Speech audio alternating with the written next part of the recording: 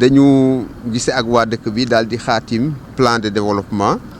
daal di également mettre sur place ay priorités ndox mi bokk ci ñu def sur place comité villageois ci comité boobu mu am ay commission am comité buy gérer ndox mi comité boobu nag mooy xel ak man ak ñi may àndal di liggéey ak Jean-Marie war naa ko wax Jean-Marie Diouf ñu ñuy jàppale ci xel ak ci ay partenaires ba ñu mën a suqali dëkk bi daal ci wàllum ndox des na nag mais vraiment ñu ngi sant yàlla. fan yi de ndox moom am na pour naan pour jur gi pour tuuti tool yi mais li ñuy ñaan mooy ndox mi doy pour ñu mën a am ndox ci tool yi pour que ñu mën a des fii bañ a dem Dakar bañ a jël gaal yi bañ a dem fenn nit dafa war a dund ci dignité. Il faut vivre dans la dignité. Tout le monde ne peut pas aller vivre dans les banlieues xam nga banlieue Dakar bi bu ma ko déggee sax sama yaram day daw te kaw gi fii yaatu na feex na am na ay garab am na jàmm donc ñu ngi ñaax kilifa yi yëpp ñu jàpp ci pour ndox mi am ci village yi nit ñi dellu village xam ngeen ne village mooy avenir àdduna ah oui il faut que les gens quittent Dakar pour revenir au village. maire bi day wax dëgg yàlla góorgóorlu na maire bi góorgóorlu na li ma ci doon wax sànq mooy ci sama xam-xam hydraulique nekkul compétence transférée d'ailleurs foog naa ci acte yi di ñëw war nañ seetaat mbirum ndox mi seetaat ko ci député yi ak ñooñu seetaat mbirum ndox mi comme maire nekkul compétence transférée ministre la góorgóorlu na ba li mu mën mu ngi koy def gis nañu ne souvent muy maa ngi koy wax nag man du ma politique kat parti nguur gi ak parti opposition yëpp laa yemale man séeréer laa ci kaw gi laa ne li ma xam rek laay wax ministre bi comme mu ngi nii ngeen gis ko mu ànd ak ñun ci àll bi ci kii bi yaakaar naa ne te mbokk la yaakaar naa bu nit ñi naanul daal warta nelew parce que am na fi kër waaw donc jàpp naa ne daal mu ngi góorgóorlu ku ko contre it mu ngi góorgóorlu ku ànd ak moom it mu ngi góorgóorlu ñun moom suñu yoon nekku ci. gannaaw bu ñu sante yàlla julli ci sang bu tedd bi sant suñu waajur yi ñu meññ ba ñu mën a toog fii di wax ak askan wi gërëm waa Sénégal ñuy déglu gërëm aussi waa Notto Diobass nga xam ne ñoom wóolu def ma fi maire ci ay at yu yàgg di wax ne li nga wax dëgg la tey dañu tàmbale dëkku Sange fa la ñu dëkk dem pour xool la fa nekk ci ndox mi ndax saafara nañ ko am déet tabaar fakal la ndoxum Sange saafara nañ ko lu tax Sange parce que Sange mooy dëkk bi gën a yaatu ci commune bi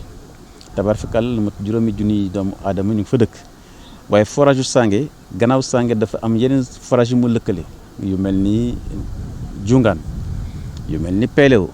yu mel ni Mbomboy Ngagaj yu mel ni fii di Sessène yu mel ni dëkk yëpp donc forage boobu moo leen polarisé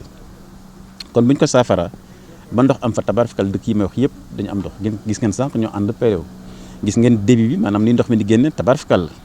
la loolu nag lu muy firé rek mooy ne jéego def nañu ko waaye nag des na ndax entrepreneur yi ma àndal muy coon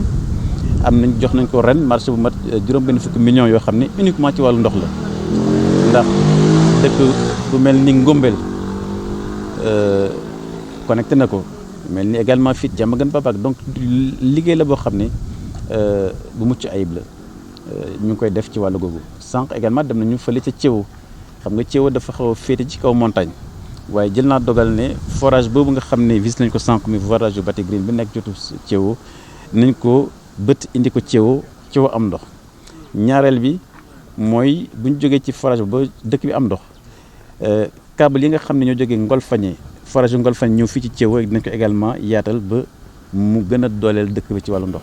waaye aussi dinañ xoolaat aussi naka la ñuy bëtte ab forage pour waa Thiéwo kese.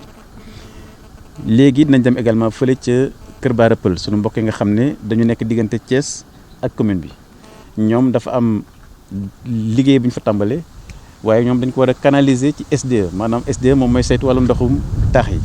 donc loolu aussi nañ ko lijjanti ak waa SDE pour que Kër Baara Pël am ndox bu ñu fa jógee pour Diack xam ngeen dafa nekk dëkk bu mag te fan yi dafa am également problème mu ndox moom maag waa SCO ñi nga xam ne ñooy saytu forage Notto Ndiosmone Palmarin ñoom tamit ànd nañu ak man pour que bu ñu demee natt pour Diack lëkkale ko également ci forage boobu ndax dafa am solution yoo xam ne mooy solution yu yàgg ndax pour Diack fi may wax ak yéen forage Notto moo ko doon jax ndox waaye forage Notto doole bi dafa wàññeeku te lii yëpp soo ko gisee dafa am li tubaab naan changement climatique maanaam jamono day dox te at bu nekk ndox mi day wàcc ci nappe phréatique yi donc looloo indi lii ngeen gis forage yi am ay jafe-jafe ndax yenn saa yi da ngay indi machine ba nga xam ne mooy xëcc ndox mi xam nga bu muy wax ndox mi di wàcc te machine bi fu mu toll fa day dem ba li muy xëcc day xaw a néew doole donc moo tax ñuy changer forage yi Kër Madaro war nañu changer également pompe ba fa nekk ndax aussi ndox mi dafa wàcc te nañ ko war a gën a xóotalaat donc façon liggéey yooyu la ñu nekkee muy woon nekk loo xam ne ñu ngi massawu coono bu baax a baax askan nga xam ne ñoo am tolof-tolofu ndox di gërëm nag sama naataango ba nga xam ne moo saytu wàllu ndox di Serigne Mbaye Thiam ndax tabaarkalla wax dëgg yàlla biñ ko waxee suñu tawat ci wàllu ndox mi jël na waa OFOR ànd ak ñun jox leen ay tegtal gis ngeen tey waa Aquatec ñu ngi ànd ak ñun jël leen yóbbu leen indi leen ci groupe bi pour que mission bi nga xam ne dafa mission bu am solo dafa nekk mission pour ñu mën a yër mais aussi indi ay saafara kon loolu nekkoon na loo xam ne baaxoon na ma fàttali ko sant ko ci bu baax a baax ak service bi. démocratie moom wax dëgg yàlla ku mu neex moom mën nga doxantu loolu moom baax na sax ci wér-gu-yaram waaw loolu amul benn difficulté mu neex moom def ko waaye yaakaar naa tey boo demee woo waa Sangi nga ne da nga bëgg a def marche pour ndox yaakaar naa du ñu déglu boo demee noonu Pelew noonu boo demee Jungaan noonu boo demee xanaa koo xam ne dafa bëgg a doxantu li am solo ba am solo mooy wàllu ndox dama ne sànq ci nasaraan new ndox lii di courant maanaam énergie lii di kaaraange di sécurité dafa nekk secteur yoo xam ne warul am xaaj ak seen ku yëngatu ci espace public nga yëngatu ci politique dafa am sujet yoo xam ne kenn du ko foowee ndax kat ëllëg doo xam fooy féete te am na wax yoo xam ne li tubaab naan populisme la maanaam wax ko pour neex wax lu neex nit ñi waaye wóor na li nga wax yow amoo ci yow benn saafara amoo ci benn pexe da ngay maandu dem ci ñoo xam ne ñu am pexe ndax pexe bi fi mu toll pour ñi koy saafara moom ci Notto Diobass moom Alioune Sall ak ñi mu àndal waaw keneen ku ko mën defoon na ko kon boo mënulee nag da ngay maandu ànd ak dal ànd ak yar ak teggin waaw parce que jël presse yi woote wax la neex loolu ku nekk mën na ko waaye nag ñun dañu yar xam it fu ñu soxe ko xam it lan mooy aada bërëb bii di Diobass dafa am jikko te ma koy fàttali saay su ne fii boo jëlee guerre mondiale yi am ci àddina bi yëpp muy 14 18 muy 39 45 fii ñu bëri jóge nañ fi dem di xeex ay valeurs universelles pour la liberté pour la démocratie ñooñu meññ bañ taxaw fii tey kon dafa am loo xam ne dañ ko jombal suñu bopp sa askan bu fekkee dafa nekk jafe-jafe na ngay def ba saafara ko jarul coow lu bëri wax ji bu jotee rek mooy bu saafara amee néew naa leen du ma communiquer ci ndoxu Sangi tant que saafarawul tabaarkalla léegi saafarawul xam nga lu mat fukki junniy doomu aadama bu fekkee dem na ba saafarañ la seen wàllu ndox loolu dañ ciy sant yàlla duñ ko ndamoo nag mais dañ ciy sant yàlla loolu nag mooy li may xelal képp ku nekk fii ci Diobass boo amee jafe-jafe ci bërëb boo ci mënee dara da ngay def boo ci mënul dara da ngay noppi waaye nekk ci réseaux sociaux yi di wax ju caaxaan loolu amul benn njëriñ te du jëmal nit ñi fenn ñun nag nii ma leen ko waxee ñii ma àndal lay mooy sunu mébét saay su ne mooy naka la ñuy fexe ba apporter des solutions concrètes à des problèmes concrets. wàllu courant bi. courant xam nga nee na la des na ndax dëkk yi wax tabaarkalla bi ñu ñëw juróom-ñeenti dëkk amoon courant léegi ëpp na ñeent fukk waaye des na ndax fii juróom-benn fukk dëkk ak ñoo fi nekk ak juróom-ñaar kon liggéey boobu ñu ngi ci continué ci liggéey ak waa Sénélec ak waa ASER pour que courant comme ni nga ko waxee ci nasaraan ndax courant wér-gu-yaram ndox kaaraange dafa nekk service yoo xam ne c'est des services universels ku nekk war na ci am. di gërëm nag presse yi yenn taskatu xibaar yi ndax baax na aussi lii ñu koy faram-fàcce dama ne communication bu àndul ak action propagande la action publique nag dafa am devoir de communication de rendre compte de reddition de compte na reddition de compte nit ñi dañuy foog ne mooy dem tribunal rek mbaa cour des comptes déedéet reddition de compte mooy nit ñi amoon jafe-jafe wàllu ndox ñu indi ci saafara nga expliquer leen naka lañ ko def ba saafara ko mais aussi yan matukaay lañ war a jël pour ëllëg moo tax ma ne sànq ci wàllu maintenance maanaam aar matériel ba nga xam ne mën def tout forage yi nit ñi war na ci góorgóorlu sànq gis ngeen dem nañ dëkk bu tudd Pelew il faut que ma baamtuwaat loolu ndax lu am importance la dëkk bi réyul mais seen organisation ci wàllu ndox am na ñu ndox moo xam ne mu ngi jóge ci éolienne maanaam ci courant boo xam ne mu ngi jóge ci ngelaw li am nañu ndox moo xam ne mu ngi jóge ci solaire maanaam ci naaj bi am nañu ndox moo xam ne mu ngi jóge également Sangi donc diversification source énergie diversification également source d'eau loolu day tax également dëkk bi am kaaraange te lii yëpp ay initiative la kon mbir mi nekk rek dañu war a xaar lépp ci état nit ñi aussi war nañu am ay initiative personnelles yoo xam ne bu ñu ko dajalee boole ak la état indi dañuy gën a am doole rek. Je suis Henri Sène, je suis chef de village de Pelew Séréer. À Pelew Séréer, on peut dire que le problème d'eau est finalement résolu. Oui, pour le moment c'est résolu, hein? Mais on ne peut pas dire que c'est définitif. Parce que vous savez, le problème de l'eau, c'est un problème vraiment très récurrent. Et nous, on a pris le devant parce que nous savons que Cette problématique de l'eau pose énormément de problèmes, notamment en milieu rural. C'est pourquoi on a pris le devant et nous, on a en tout cas fait ce que vous avez visité. C'est une occasion aussi de remercier ceux qui ont réparé le forage de Sangué, qui a permis aujourd'hui qu'on ait de l'eau, en tout cas en permanence. Et depuis que je suis venu au village, on a d'abord procédé par la mise en place d'un plan villageois de développement et d'un comité villageois de développement avec des différentes commissions. Par rapport aux priorités, c'est l'eau, comme vous le savez, et on a mis sur place un comité de gestion de l'eau qui a comme mission de gérer l'eau en collaboration avec les populations. Et il propose, et c'est l'Assemblée générale du village qui décide des prix, des orientations. Voilà. Les prix ne sont pas tellement chers. Non, les prix ne sont pas chers en fonction des besoins, parce que c'était 300 francs, mais l'Assemblée générale a décidé de réduire le mètre cube à 200 francs. Nous pensons que dans l'avenir également, il sera réduit. Parce que vous le savez, l'eau ne doit pas coûter cher. C'est une question de survie. Et c'est un don de Dieu. L'eau doit être gratuite. C'est Dieu qui l'a donné. Maintenant, il faut un moyen d'exor pour le sortir et pour le pérenniser. Le maire, on le félicite. Il est proche de nous, comme vous le voyez. Comme vous le voyez.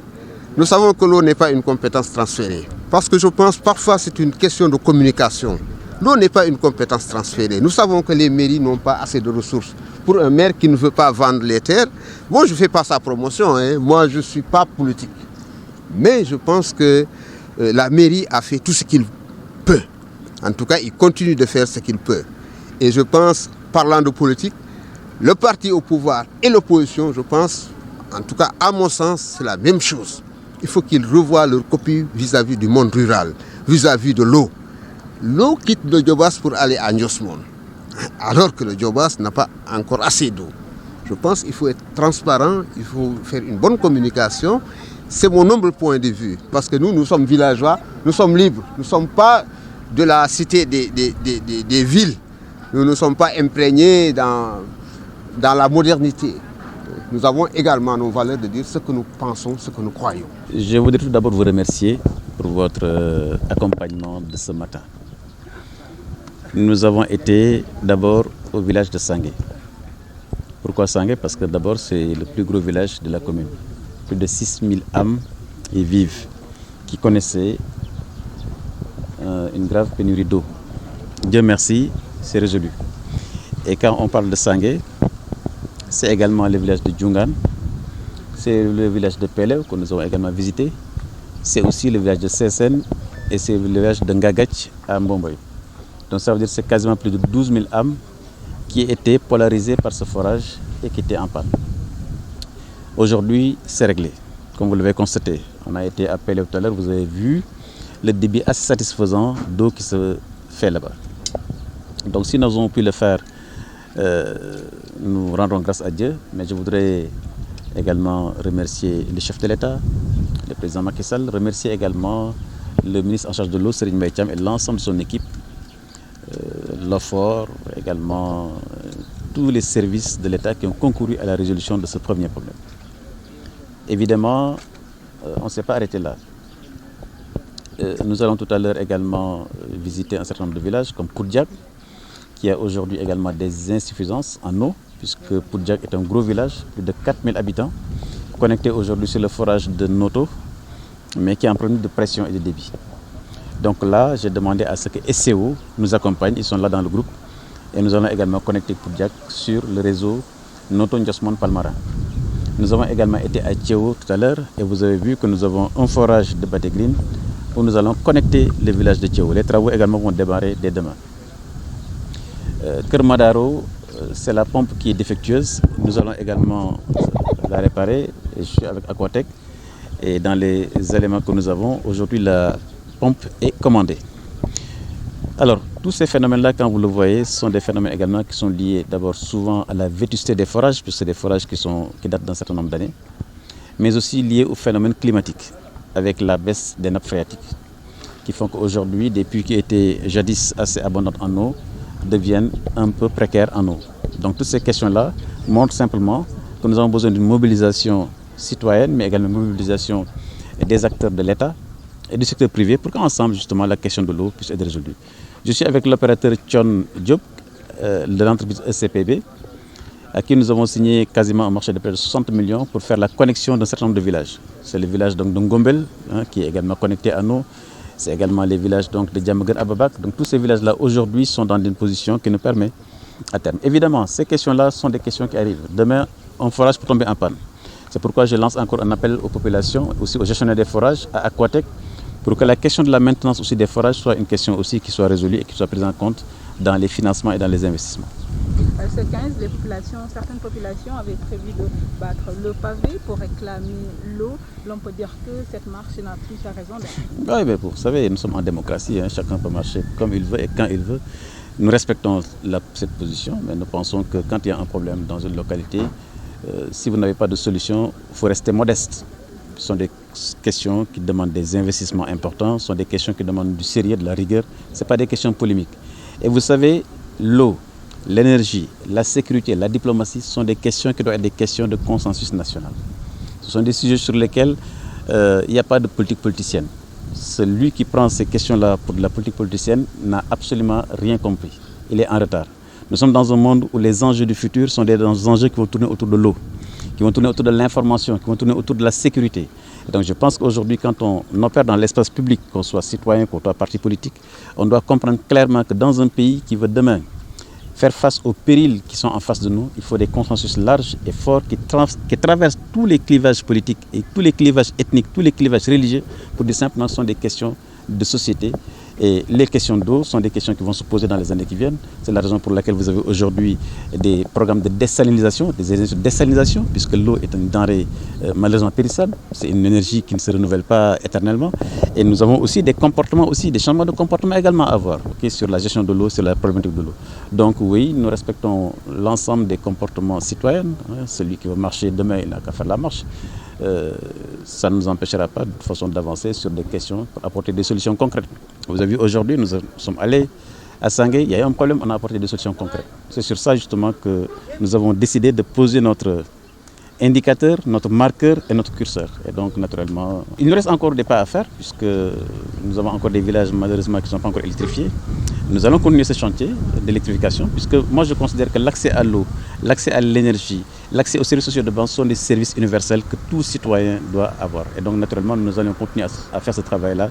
de mobilisation, mais aussi d'engagement avec les partenaires pour que justement la commune soit électrifiée, mais aussi que le Sénégal dans son ensemble soit aussi électrifié et accède également à l'eau.